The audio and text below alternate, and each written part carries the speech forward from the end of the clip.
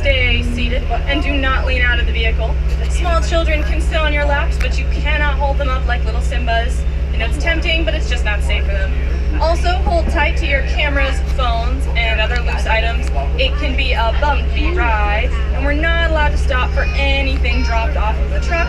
So if you want to take it home with you, just hold on tight. There's an animal spotting guide above you. That'll help you identify some of the creatures we might see out here today. And all that wildlife is protected by the Harambe Reserve and the Disney Wildlife Conservation Fund. I think that just about covers it. Should be a pretty nice day out here. I'm excited. You guys excited? Yeah, do I have any first-time safari goers? Yeah, that's what I like to see. This will be great. Now we are going to start our safari heading into the Little Ituri Forest. The animals in Ituri are especially good at camouflage. They blend right into the background when they're hiding. So keep a real sharp eye out for me.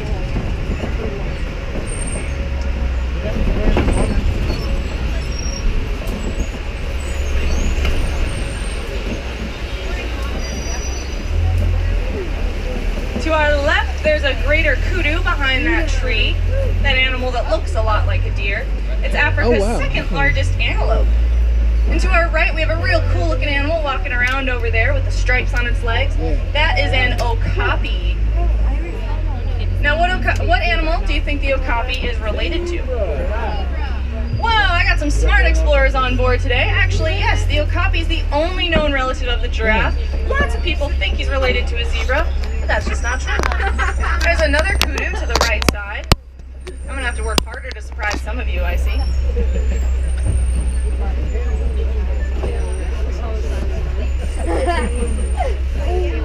The okapi are pretty silly looking. They were actually thought to be mythical until 1901 because they spend most of their day hidden behind bushes and trees, and everybody was like, what? That's silly animals out there? Nah, I don't believe you. You're making that up.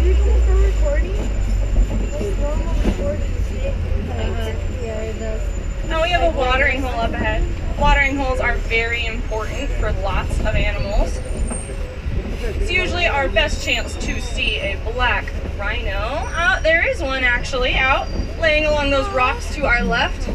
That is the rare black rhino. Now, unfortunately, black rhinos are a very rare sight. There's only about 5,000 left worldwide. That's because they're really poached for their horns. Poor rhinos. You might see some orangish animals hiding in the bushes to the right. A little bit hard to see, but they're out there. Those are bongos. Bongos really do earn their nickname, the ghosts of the forest. They're not often easily visible.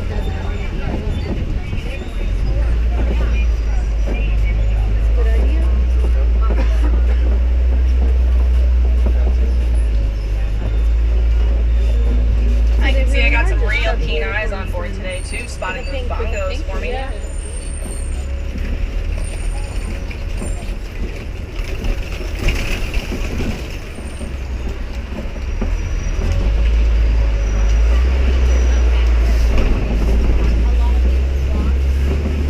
Heading down to the Safi River now. Keep your eyes open at the Safi River. It's where the hippos like to hang out, but they're not always easily visible when they're completely underwater. And they can stay underwater for up to 8 minutes.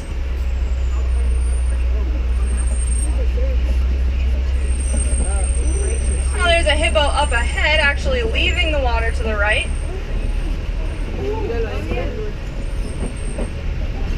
A hippo might be getting ready for lunch. Which one is lunch over there? And to the left, there's a whole bloat of half-submerged hippos. I love animal group names. I think they're really funny. That's a bloat of hippos.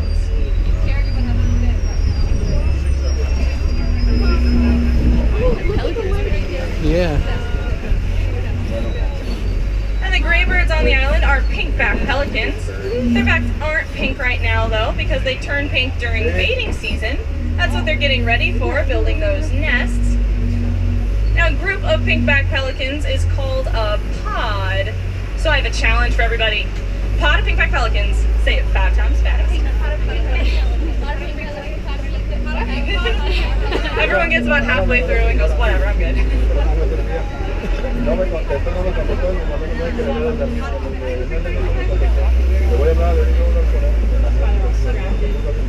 A hippopotamus's name actually means river horse, but they're more closely related to a whale. I think they kind of look like it too.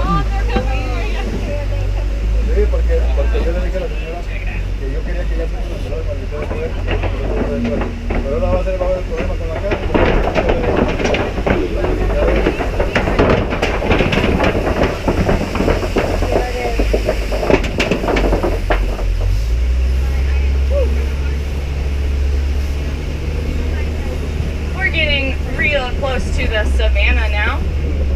The savannah does have a very different ecosystem than what we've been seeing. It's not a dense forest with rivers, it's more of an open, dry land. That's completely okay though, because with this new ecosystem we get all kinds of real cool animals, and even some very different plant life. We've got a large tree up ahead. That's called a baobab tree, but we like to call it the upside down tree. I think you all can see why. Its branches look like a bunch of roots sticking up in the air. And there are several baobab trees out on the reserve.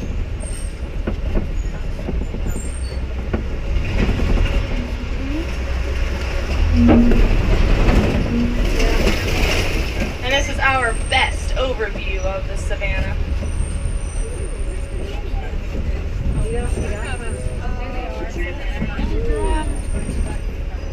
These grasslands stretch for hundreds of miles across East Africa, and they're known as the superhighway for millions of migrating animals each year. Of course, they are also home to some of our most famous animals like giraffes and elephants and lions.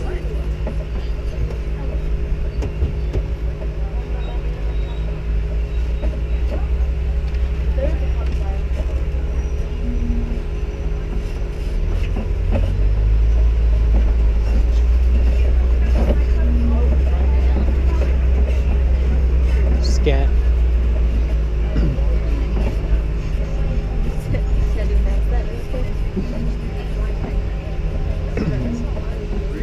To our left, there's a pack of African wild dogs sleeping under that tree.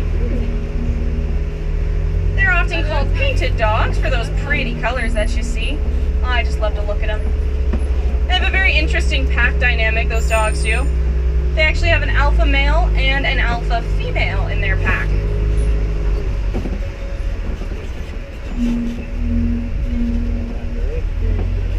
And they're so cute.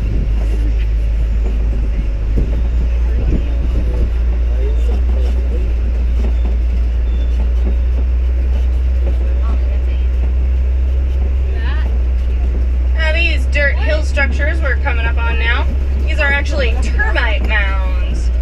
Termites build them up real tall like this. It takes about 2 years to get them to the height of the one to my left. And termites will build them like this, and then what happens is the sun bakes that mixture until it's as hard as concrete. They are pretty useful out on the savannah though. Lots of animals like to eat the termites. But elephants will also use the termite mounds themselves as scratching posts. That is a pretty impressive thing for such a tiny little insect to build.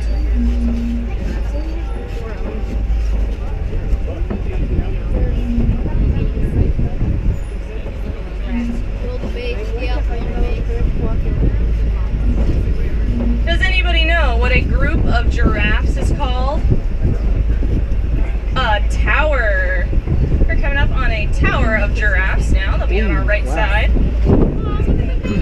Giraffes can be 19 to 20 feet tall when they are fully grown, and they're already born at roughly 6 feet tall.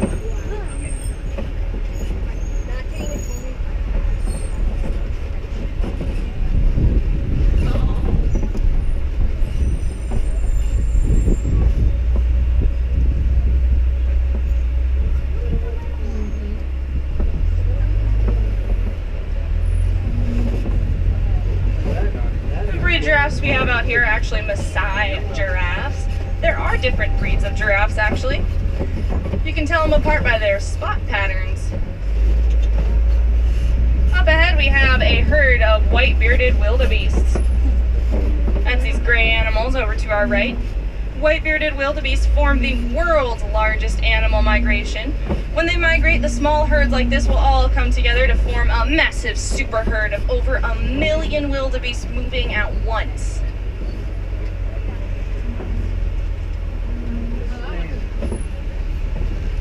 You might also know the wildebeests by their nickname, the gnu, spelled G-N-U.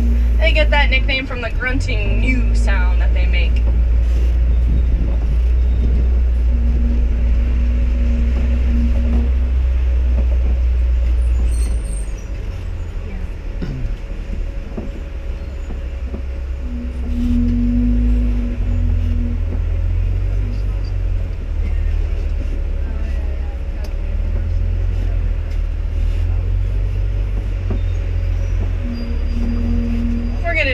Getting very close to elephant country and Monkey Point now.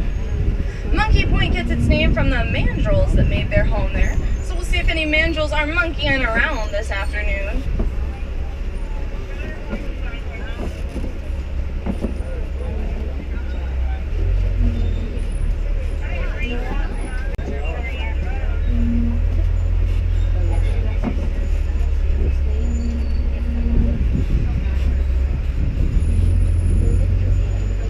Mandrills, they aren't always easy to see. They're dull colors, most of them blend right in with rocks and trees, so just keep a real close eye out for them. If they're moving around, they're not too hard to spot, but you know, sometimes they just like to sit around and chill, and that's when they blend right into their background.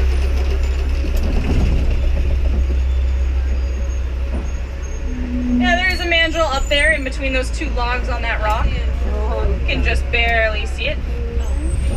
And there's one walking around. That's a little easier to see. Those look like females to me though. A male mandrill is not difficult to spot. They have very bright colors and they can weigh up to 100 pounds. These females are much smaller. They only weigh about 30 pounds. They're very dull in color. So those two factors make them a little more difficult to see most of the time. There's a couple walking around back there, it looks like.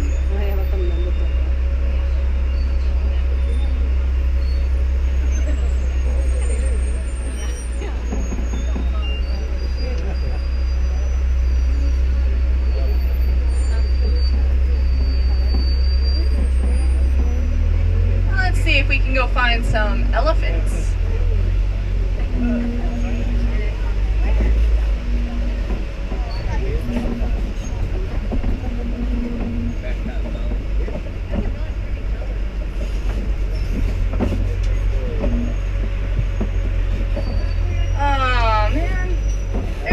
Back there, I can barely see them, but it looks like our road is closed.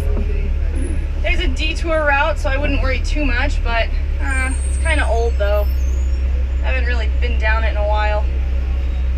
I don't know, should we give the detour route a shot? It might be a little overgrown, but yeah? Alright. Let's go see if we can find some elephants. Looks like I got a tight turn up ahead though.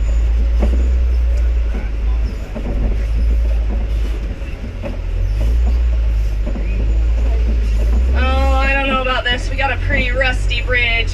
You guys wanted to see some elephants though, so I mean, Hakuna Matata, it shouldn't be that bad, right? Right. Oh boy.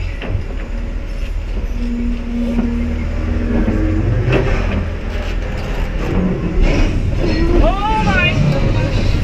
Oh no. Oh, back of the truck, back of the truck.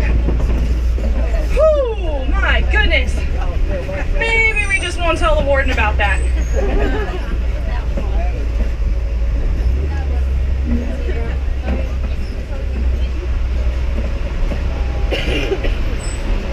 Oh, that bridge didn't let us down though. I see some tusk marks in this clay around here. Elephants eat this clay for its minerals, so that's a real good sign. Yeah. There's elephants. quite a few of them. Well, it's probably female elephants and young ones then. They're the ones that like to herd. Male elephants are big loners. Aw, they're playing. Young elephants can stay with their mothers 13 to 15 years, and that is the second longest next to any mammal, aside from humans. Humans, as we all know, can stay with their mothers up to 30 years.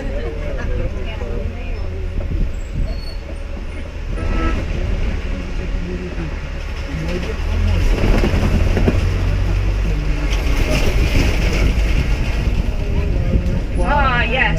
Sometimes we pick up a local radio station in this area. I love this song.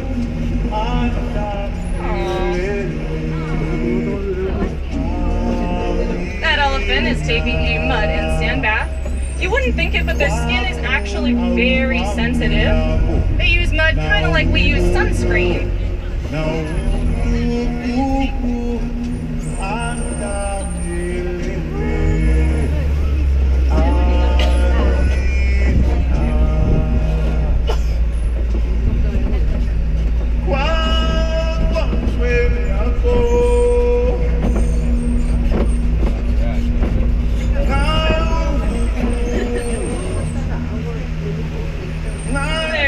Back by that baobab tree.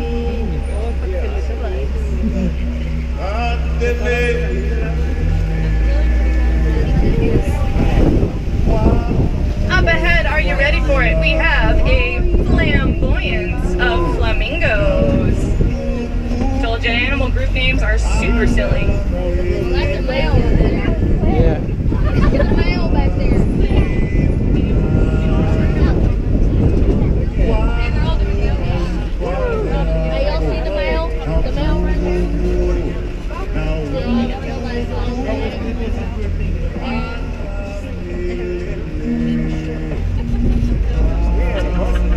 Towards the east now. The east has a lot of cool animals, including cats that like to make their home there. Big cats, of course. So far, it's been a great day for a safari. So let's see who's out in the east.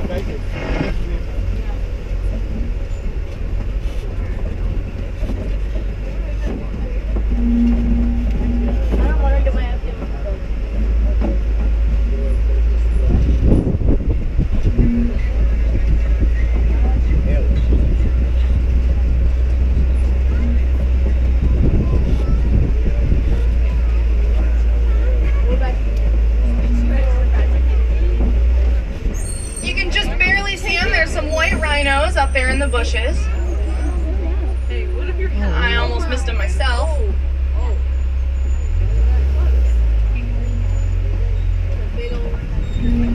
Yeah, they tend to look like a bunch of rocks when they lay down in the bushes.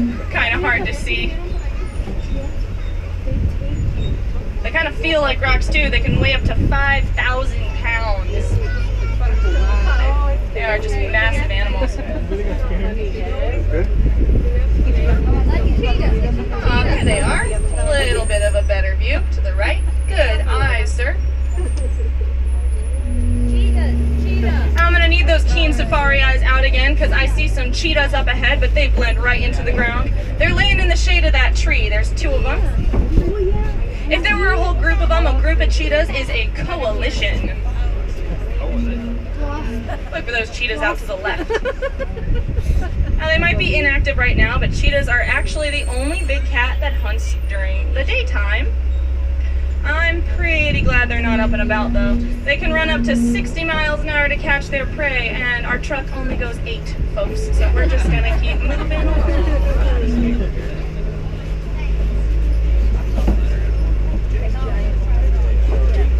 We have some copy rocks up ahead.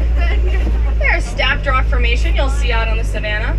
The cool thing about the Kobe rocks is that lions love them. They like to use them as a place to sunbathe or a lookout point. So let me know if you guys see any lions around here. Although they are pretty typical cats. Again, they're inactive about 16 to 20 hours out of the day. You get to be lazy when you're the top predator.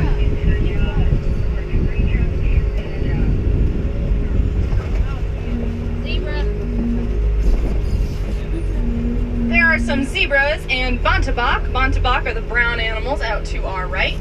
We might get a better view of the zebras in a moment.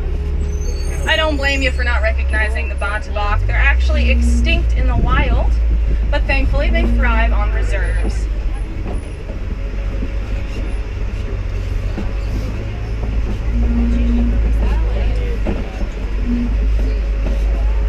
Like I said, lions are very lazy animals. So I gotta put the goat out there. Anybody know the Swahili name for lion? Simba. T-Rex doesn't like to be fed. Yes, they got so creative. That's like the first time in We have some 5 warthogs rides out now to I've our seen left. one. Warthogs are Africa's largest burrowing animal. They use their tusks and snouts like little shovels to dig out their homes in the ground. And up ahead we have two real cool animals. We have zebras and ostriches. Zebras on our right, ostriches on our left. Not that I thought you guys were going to mix them up.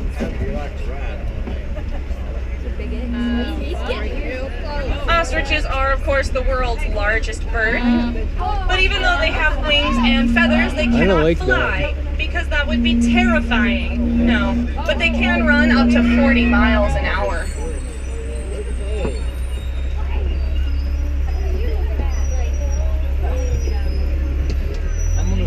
Zebra stripes are kind of like a fingerprint. They're all unique. No two zebras will have the same set of stripes.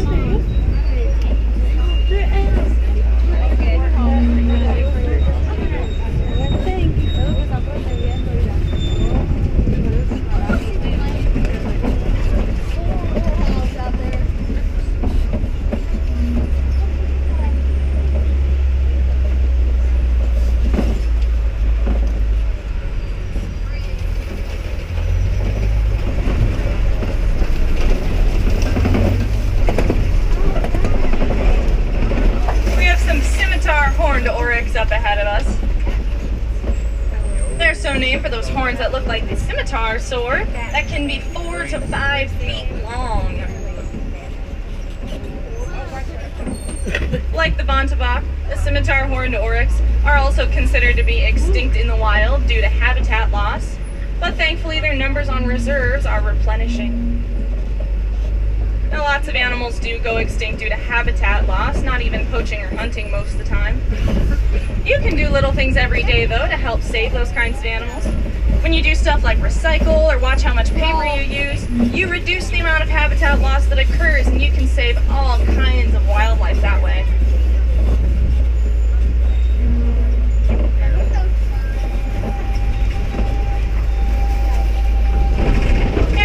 In seeing more animals after your safari today, I recommend Pangani Forest Trail. It's right by Safari's exit and gives you the chance to see gorillas, meerkats, and other cool animals. If you're headed to Asia, there's also the Maharaja Jungle Trek where there are tigers. Do we have any wilderness explorers on board today? Yeah? Alright, wilderness explorers, you have been riding the Simba 1.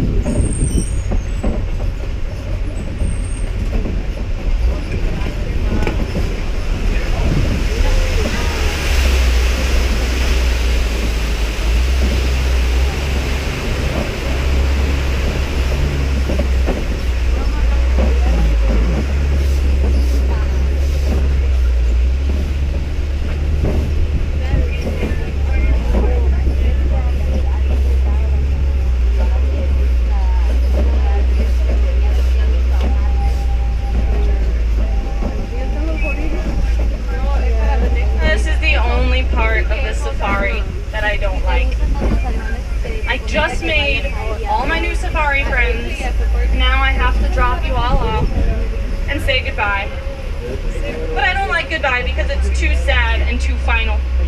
So instead, I'm not going to say goodbye. Here in Africa, we like to say kwaherini, and that simply means to go well.